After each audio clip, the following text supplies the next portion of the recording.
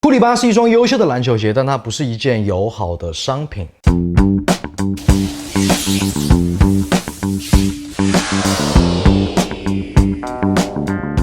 这里是 XC 你的私人球鞋顾问，今天分享一下库里巴的实战体验和一些实战感受。作为一个球鞋自媒体来说的话呢，能碰到库里巴这样子的球鞋是一件很开心的事情。知道为什么吗？因为他的身上有话可说。打了几场球下来呢，我就迫不及待想要和大家分享一下这双球鞋。这双鞋身上有很多体验都是非常具有逻辑性的，咱们从设计出发，一点一点的来去剖析它。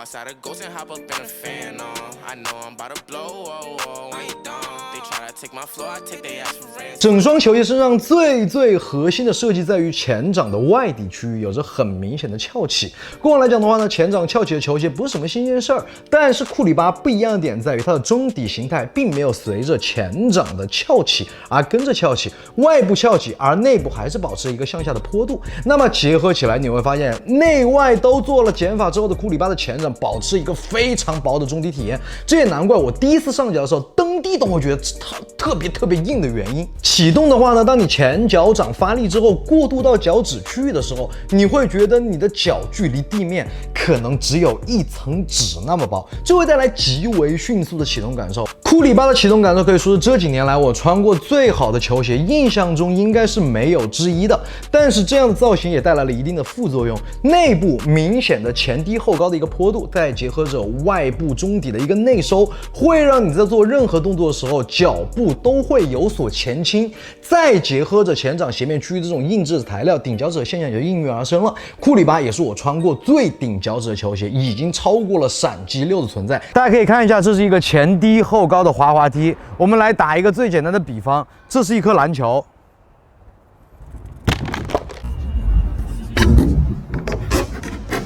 听到那一声清脆的响声吗？那就是你的脚趾和鞋面之间的碰撞。如果 UA 能够贴心的在前掌脚趾区域额外加入一层厚厚的海绵的话呢，那么库里7的前掌体验将绝杀。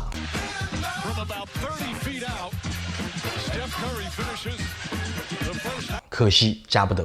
第二个大方面在于前掌中底的设计逻辑。实事求是的说呢，我相信很多朋友们，包括我在内，在看到库里巴造型的时候，就会对它的防侧翻和侧向支撑有所担忧。原因很简单，鞋面偏薄，只是一层简单的皮质辅助于编织鞋面，中底的外侧软质材料直接露出。但是呢，库里巴的中底造型上做出了很大的变化。咱们先看防侧翻3要素，前掌超低重心没毛病，外侧做出了加宽处理没毛病，然后外侧中底过软这个事情上面呢 ，UA 做出了特殊的设计，我来画个图给你们看看。OK， 关于库里巴的中底结构呢是这个样子的，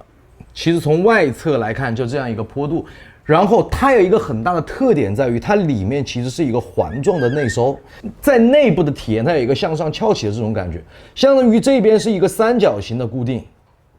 所以，当你在做侧向支撑的时候，这一块基本上是不会发生特别大形变的，因为它有一个内侧的一个内收。相比较于勒布朗18而言的话，勒布朗18在这个地方是没有内收的，所以所有的中底的体验全部都直接踩到了这样一个边边上面，这就是两者之间最大的区别。其实关于当下来讲的话，很多的鞋款，很多的篮球鞋，它们其实都是一个这种样子的。三角形的这样一个造型，他们把所有侧向支撑的压力全部怼到了一个非常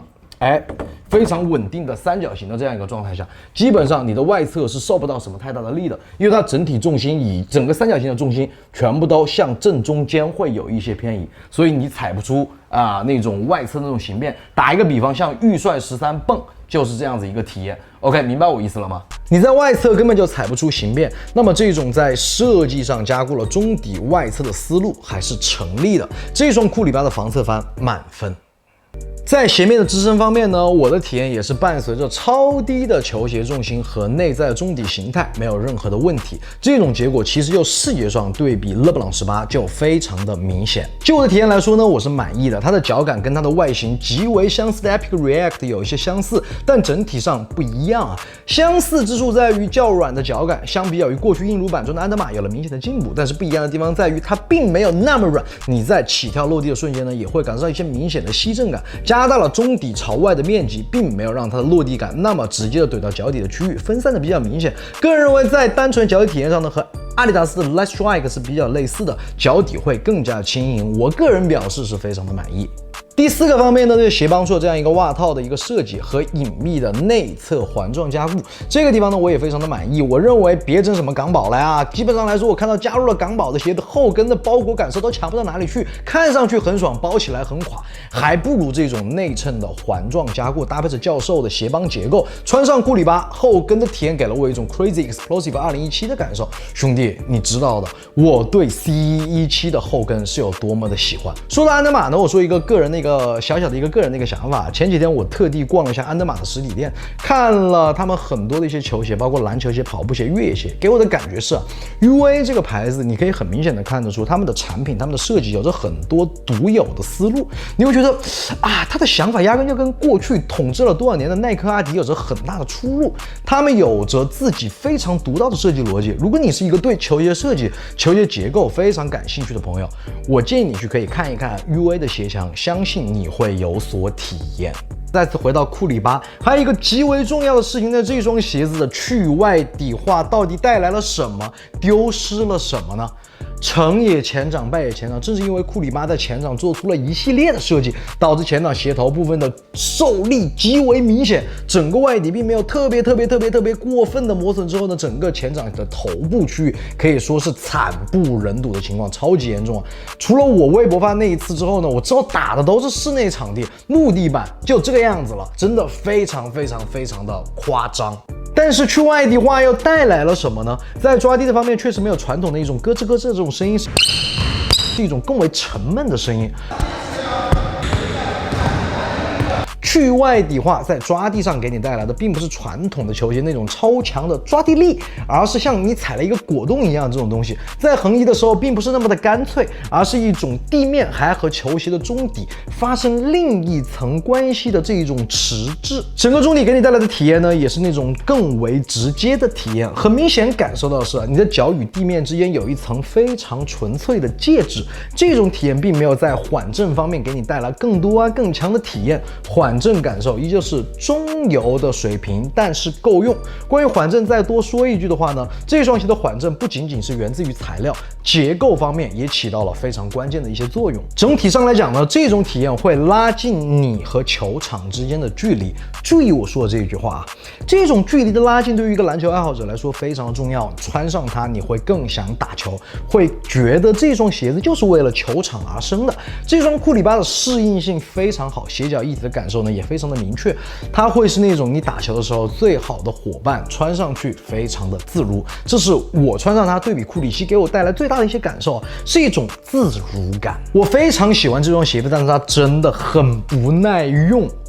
就我，你懂的，小体格菜鸡都会感受到它的鞋头处非常的不耐用。估计就算是室内场10场球下来的话，也就是一个鸡鸡的一个节奏。我认为它的前掌逻辑缺一环，那就是在关键区域加入更加耐用的外底橡胶，而不是为了单纯的打造中底这样一个概念。在这个方面，我认为这双鞋的概念感是大于使用感的。我相信，如果一个有钱的后卫射手，如果你买了一双库里巴，后面你会买第2双。第3双，甚至是很多双，因为它真的好到让你可能觉得会无法替代。最后再说一句，抛开球星的矩阵效应，如果有一个品牌可以用产品和设计思路打败耐克，那么当下秀出牌了的安德玛赢面最大。记住，打败巨人绝对不是用巨人的那一套打法。OK， 今天关于库里巴带的实战体验和一些实战分享呢，就跟大家聊到这里。这是 XD 你的私人球衣棍。如果喜欢我们视频的话呢，麻烦点一个关注，给一波3连。在此谢谢各位了。OK， 我们下一期节目再见。